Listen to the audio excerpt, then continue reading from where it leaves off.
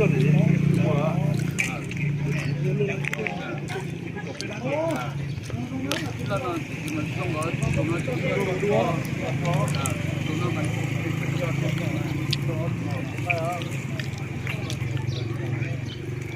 đua các tôm này, cái to, cái tôm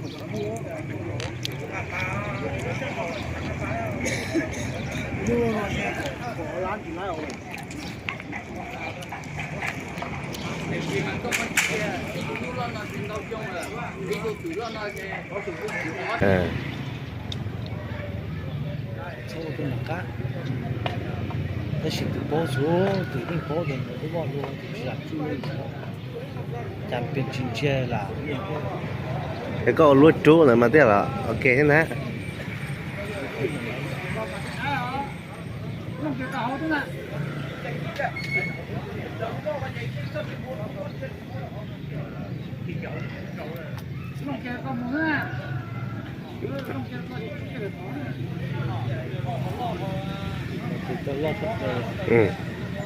nhưng mà nó ta chỉ lòng nói à nhưng mà thực tế trả lò cắt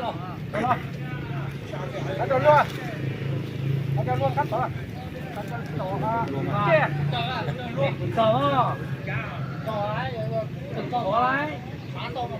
bây giờ quân nó cái à thuộc thân thể cái mông nên quân nó chỉ trả nó này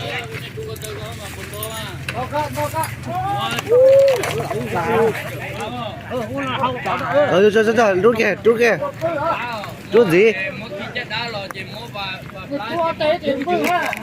gì rút gì bây giờ là thằng này cho tôi đó, cho mày con nữa,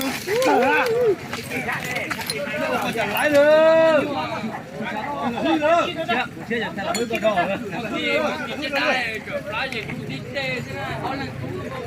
nữa, quên nó nên nhiều chỉ là đi cho ông xa, đúng cho nó gì nè,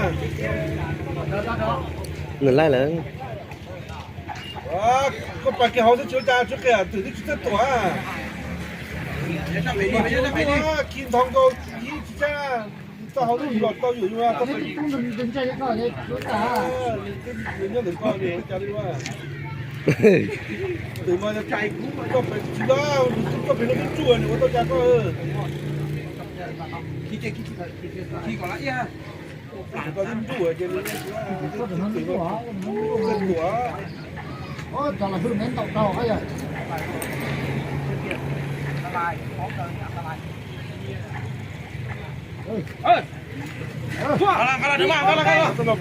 mà toàn đang tàu rồi đấy. Lại đi ốp. chúng tôi đó Tôi sao à? Tôi sao? Sao tao nói ha? Bây giờ tao có bảo qua. Bây giờ tao có nói ha. Chú mới sao à?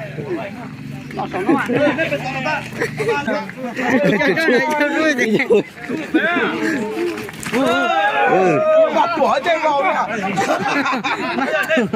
Con kia. Chỉ chú tự nhiên sợ đấy. Cái chi phá. cho cậu nhiều Chọn thấy con rồi. Con đông dân. chỉ nhỏ đấy chu vào cho sợ chỉ cho sợ bây giờ này khi nhỏ đông á. Con đó à, cái con này một tí đó nó.